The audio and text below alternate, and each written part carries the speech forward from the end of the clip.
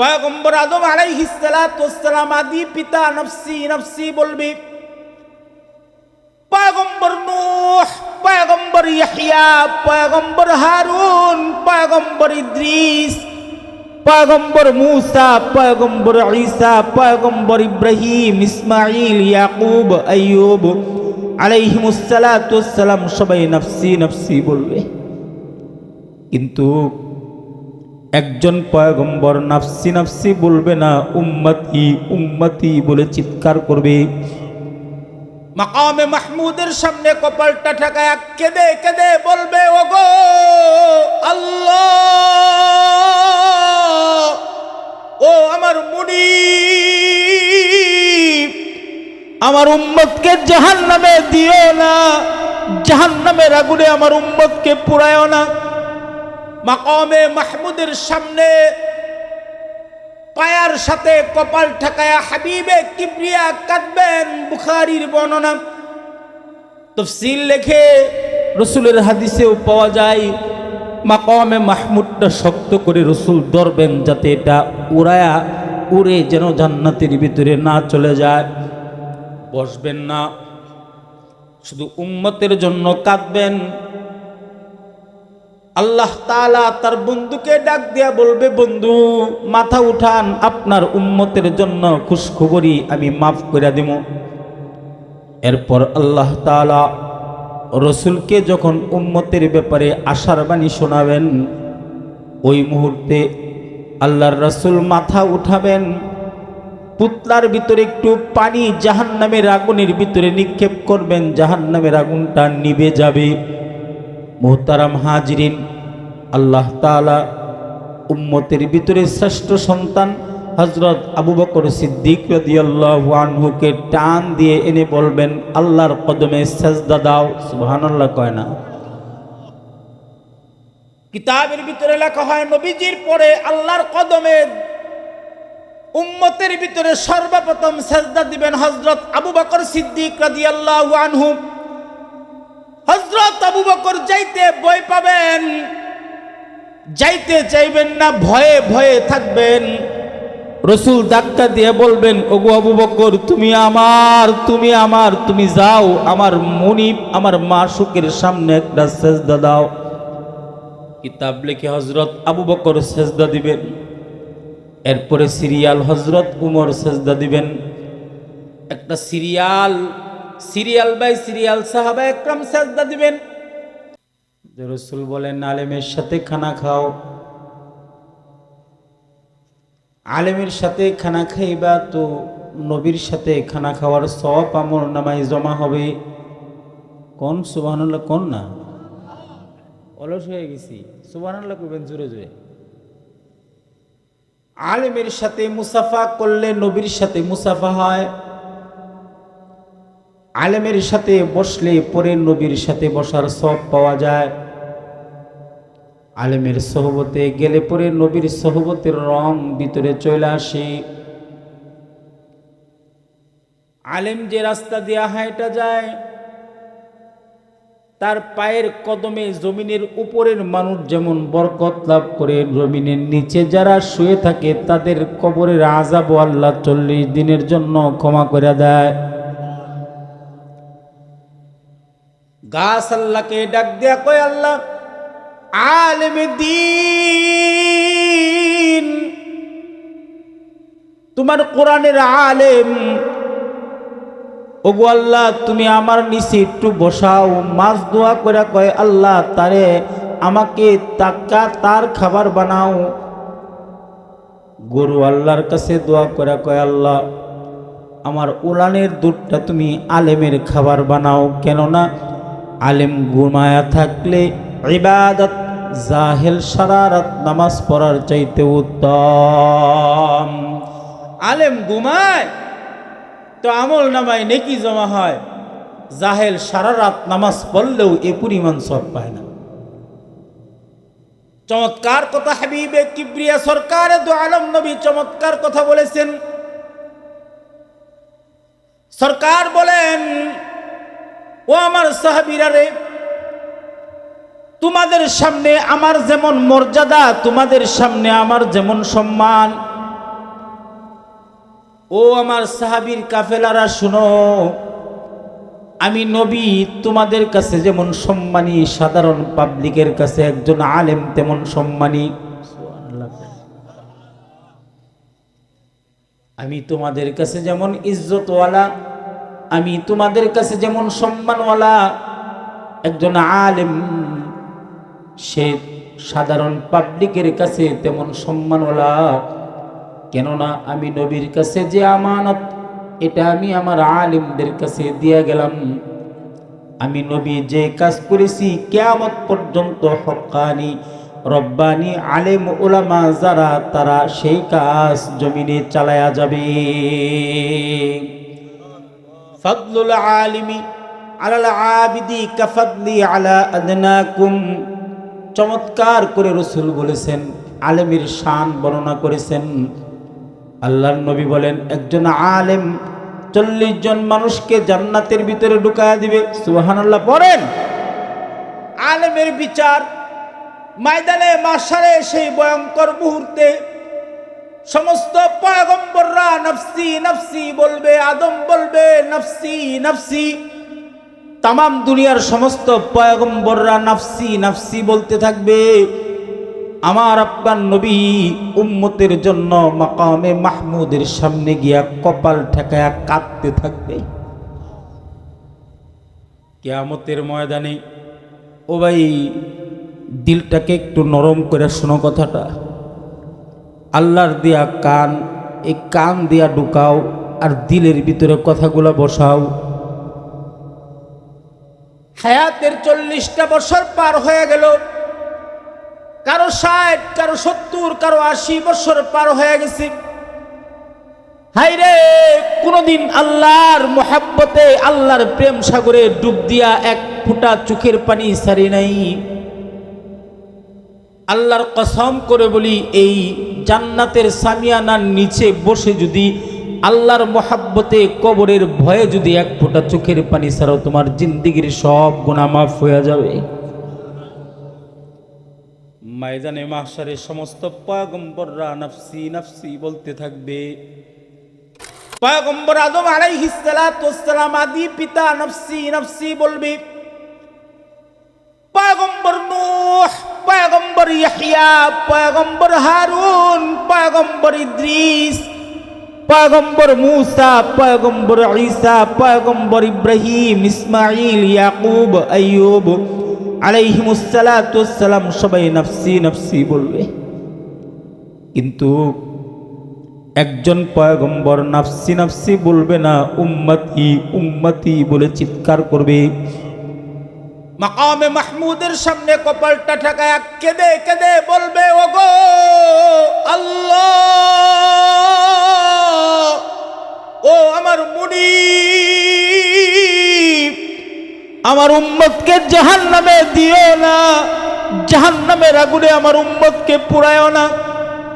মাকামে মাহমুদের সামনে পায়ার সাথে কপাল ঠেকায়া হাবিবে কিবরিয়া কাঁদবেন। বুখারীর বর্ণনা, তাফসীর লেখে, রাসূলের হাদিসেও পাওয়া যায়, মাকামে মাহমুদটা শক্ত করে রাসূল ধরবেন, যাতে এটা উড়ে যেন জান্নাতের ভিতরে না চলে যায়। বসবেন না, শুধু উম্মতের জন্য কাঁদবেন। আল্লাহ তাআলা তার বন্ধুকে ডাক দিয়া বলবে, বন্ধু মাথা উঠান, আপনার উম্মতের জন্য খুশখবরি আমি মাফ করে দেব। এরপর আল্লাহ তাআলা রসুলকে যখন উম্মতের ব্যাপারে আশার বাণী শোনাবেন, ওই মুহূর্তে আল্লাহর রসুল মাথা উঠাবেন, পুতলার ভিতরে একটু পানি জাহান্নামের আগুনের ভিতরে নিক্ষেপ করবেন, জাহান্নামের আগুনটা নিভে যাবে। মুহতারাম হাজিরিন, আল্লাহ তাআলা উম্মতের ভিতরে শ্রেষ্ঠ সন্তান হযরত আবু বকর সিদ্দিক রাদিয়াল্লাহু আনহুকে টান দিয়ে এনে বলবেন, আল্লাহর কদমে সেজদা দাও। সুবহানাল্লাহ কয় না? কিতাবের ভিতরে লেখা হয়, নবীজির পরে আল্লাহর কদমে উম্মতের ভিতরে সর্বপ্রথম সেজদা দিবেন হযরত আবু বকর সিদ্দিক রাদিয়াল্লাহু আনহু। হযরত আবু বকর যাইতে ভয় পাবেন, যাইতে চাইবেন না, ভয়ে ভয়ে থাকবেন। রসুল ধাক্কা দিয়ে বলবেন, ওগো আবু বকর, তুমি আমার, তুমি আমার, তুমি যাও, আমার মুনিব, আমার মাশুকের সামনে একটা সেজদা দাও। কিতাব লিখে হযরত আবু বকর সেজদা দিবেন, এরপরে সিরিয়াল হযরত উমর সেজদা দিবেন। একটা সিরিয়াল সিরিয়াল বাই সিরিয়াল সাহাবা একরাম সেজদা দিবেন। কিতাব লেখে আস্তে আস্তে যারা ইমাম ছিল তাদের পালা চলে আসবে। 4 ইমামের ভিতরে সর্বপ্রথম যিনি সেজদা দিবেন তিনি আমাদের ইমাম, ইমামে আজম আবু হানিফা রহমতুল্লাহি আলাইহি। ইমাম শাফি সেজদা দিবেন, ইমাম মালিক সেজদা দিবেন, ইমাম ইউসুফ, ইমাম মুহাম্মদ, ইমাম বুখারী, ইমাম মুসলিম, ইমাম তিরমিজি, ইমাম মুসনাদে আহমদ সেজদা দিতে দিতে ইবনুল হাজার আসকালানি সেজদা দিবেন, ইবনে তাইমিয়া সেজদা দিবেন, এরকম রশিদ আহমদ গঙ্গুহি সেজদা দিবেন, হাকিমুল উম্মত থানভী সেজদা দিবেন, এরকম আমাদের কাসেম নানতুবি সেজদা দিবেন, হুসেন আহমদ মাদানী সেজদা দিবেন। পালা আস্তে আস্তে আলেমদের ভিতরে সেজদার রুটিন চালু হয়ে যাবে। মুফতি আবুল কালাম আমিনী ও আলেমের খাতায় পড়ে সেও সেজদা দিবে, এমদাদুল হক হামিদিও সেজদা দিবে, হাবিবুল্লাহ খান মাদানী সেজদা দিবে, আতিকুর রহমান সিরাজি সেজদা দিবে। আলেমরা যাকে যাকে সেজদা দিবে উম্মতের গুনাহ বাড়তে থাকবে।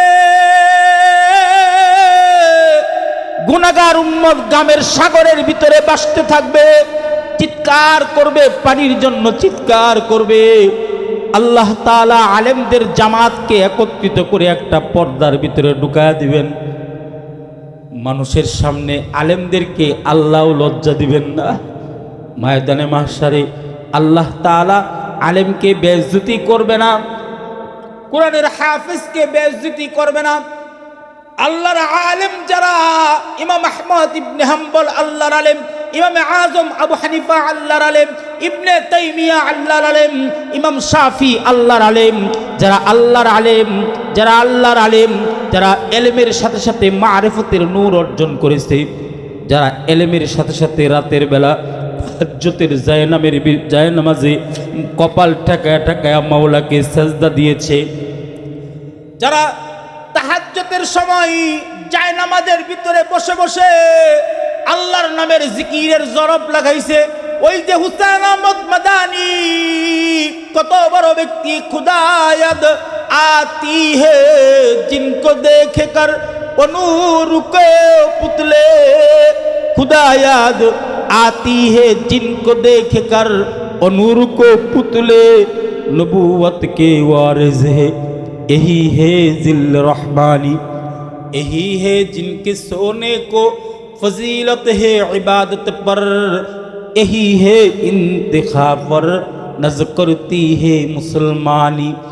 रहे दुनिया पे लेकिन बिल्कुल इस दुनिया से बेताल्लुक हो, रहे दुनिया पे लेकिन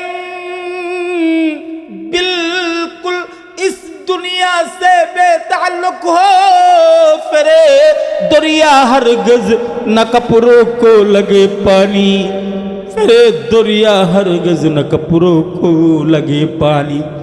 আল্লাহর আলেম কারা বলে নদীর উপর দিয়া যায় নামাজ বিছায়া বিছায়া যায় কিন্তু শরীরে পানি লাগে না।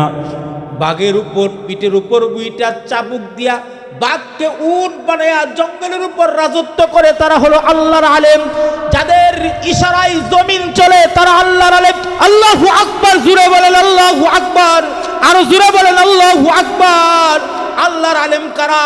আল্লাহর আলেম হলো তারা ওই যে হুসেন আহমদ মাদানী রহমতুল্লাহি আলাইহি রাত্র 12টা যখন বেজে যায়, যখন দরজাটা বন্ধ করে অন্ধকার আচ্ছন্ন ঘরের ভিতরে যায় নামাজটা বিছায়া 2 রাকাত লম্বা 4 রাকাত লম্বা কেরাত দিয়া নামাজ আদায় কইরা চোখটা বন্ধ কইরা কিবলার দিকে বইসা দুনিয়ার সব দিল থেকে ফালায়া দিয়া, দুনিয়াতে জমি নাই, দুনিয়াতে চাকরি নাই, দুনিয়াতে নেতা নাই, দুনিয়াতে মার্কা নাই, দুনিয়াতে ধন সম্পদ নাই, আমার কলবের ভিতরে আমার বিবি নাই, আমার স্ত্রী নাই, আমার সন্তান নাই, আমার দোকান নাই, আমার টাকা নাই, আমার কলবের ভিতরে একজন আছে।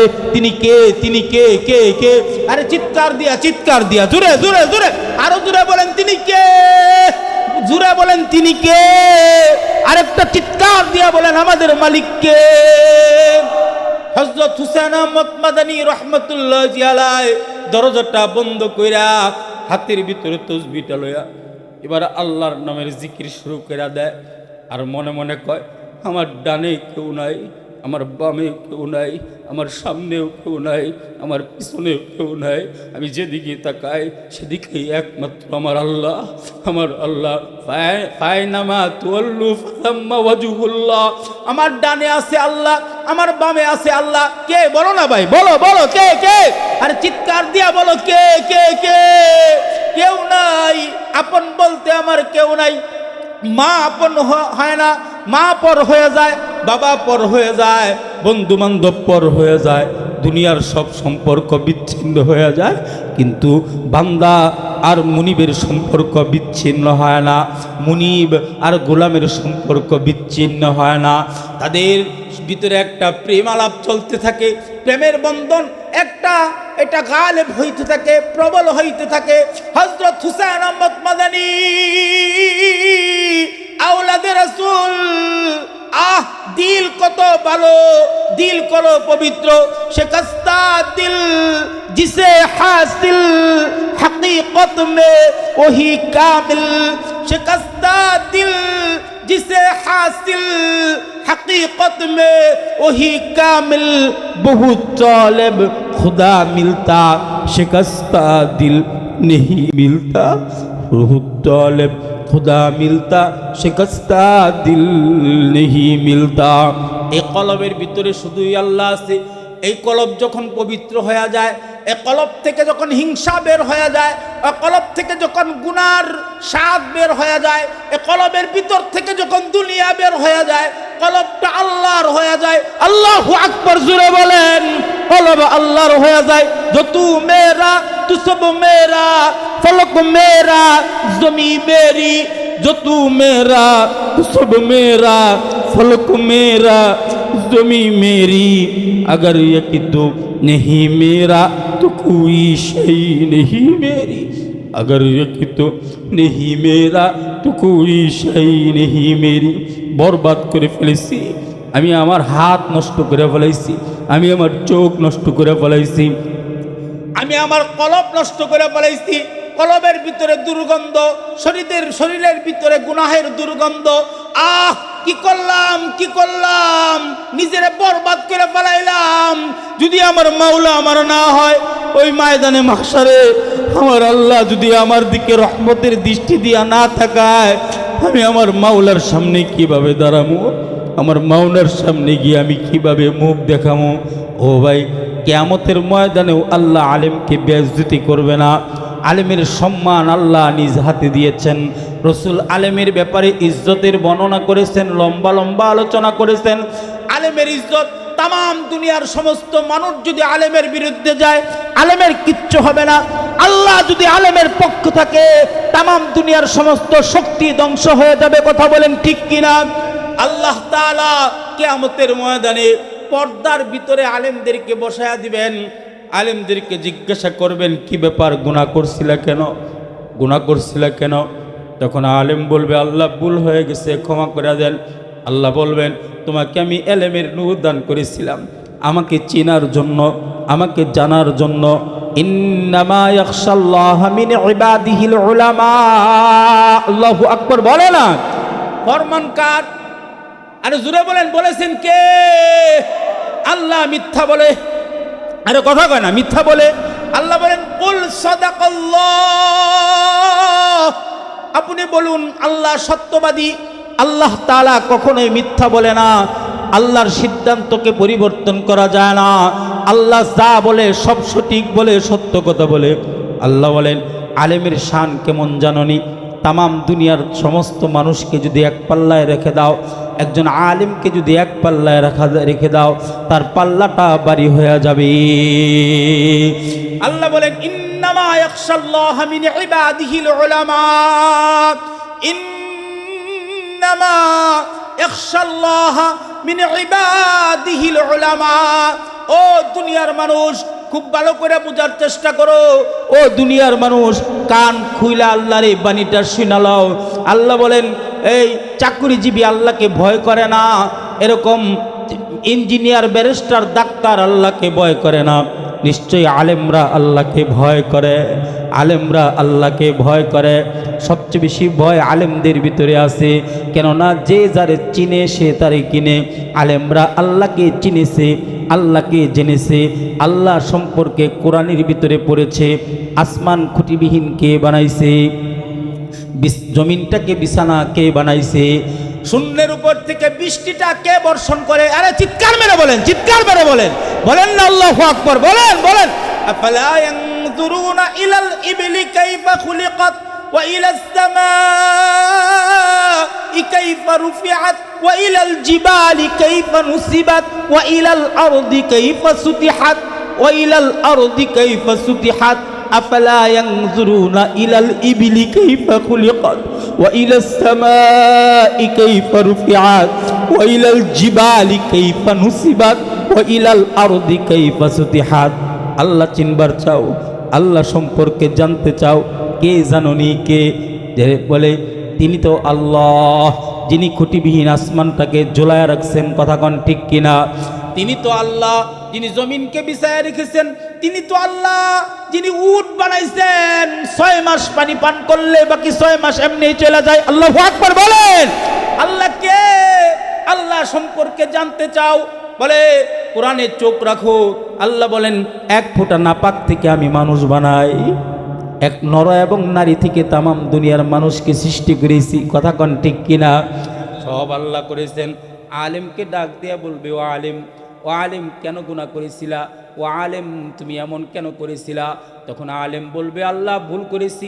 আল্লাহ পাক বলবেন ও আলেম তোমাকে আমি এলেমের নূর দান করেছি, কোরআনের নূর দান করেছি, আমার রসুলের, আমার হাবিবের বাণীগুলো তোমার সিনার ভিতরে আমি সংরক্ষণ করেছি।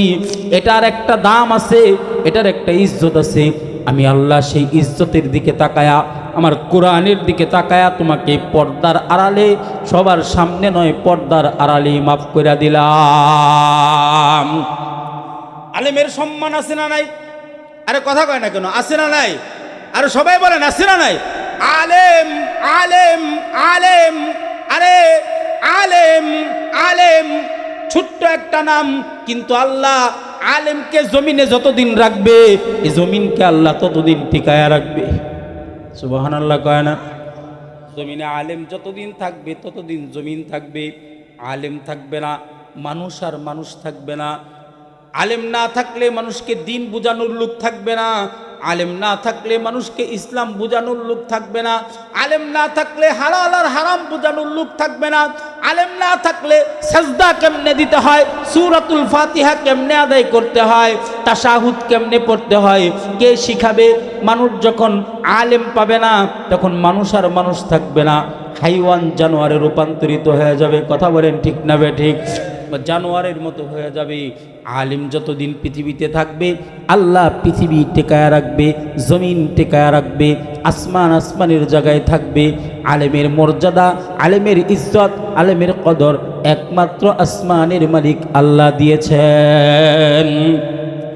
হযরত আদম আলাইহিস সালাতু ওয়াস সালাম, আমাদের পিতা, আদি পিতা সাইয়্যিদুনা হযরত আদম আলাইহিস সালাতু ওয়াস সালামকে আল্লাহ পাক সৃষ্টি করেছেন। প্রথমে ফেরেশতাদেরকে ডাক দিয়া বলেছেন, ফেরেশতারা ইন্নী জাইলুকা লিন্নাস,